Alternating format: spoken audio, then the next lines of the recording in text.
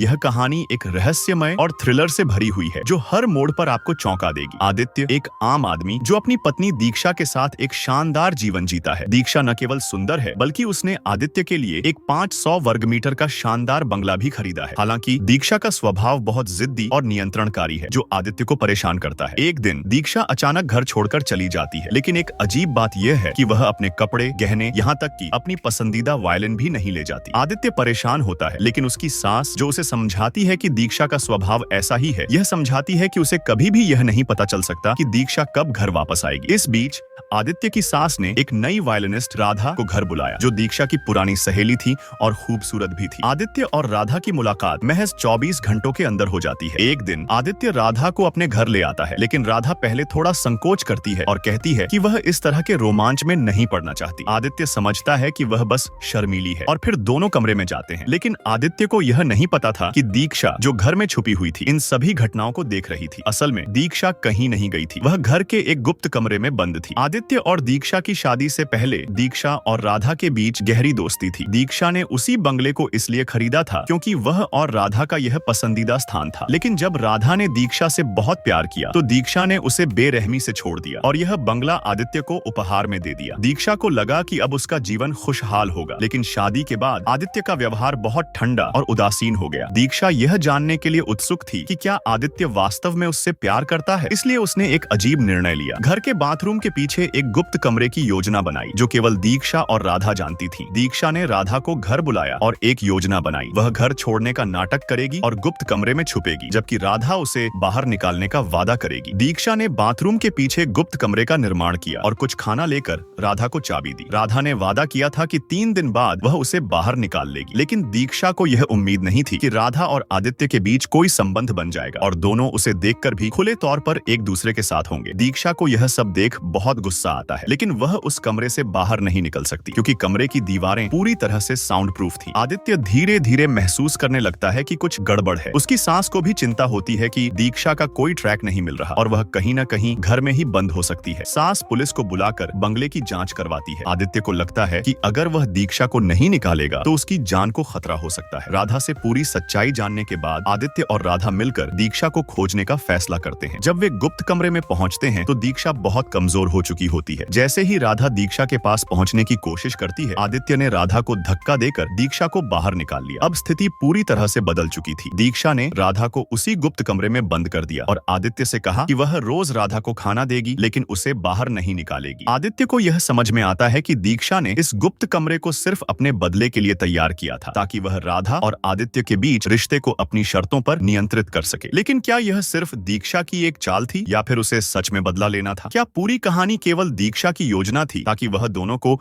अपनी मर्जी से नियंत्रण में रख सके?